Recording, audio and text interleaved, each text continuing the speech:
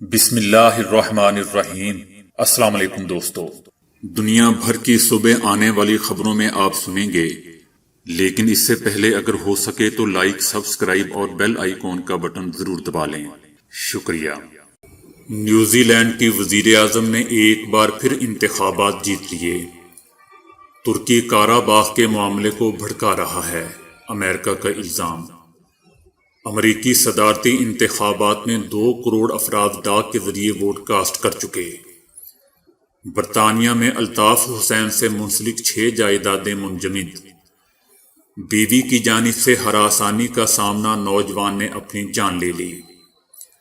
یورپی یونین کے خلاف روس کا سخت رد عمل۔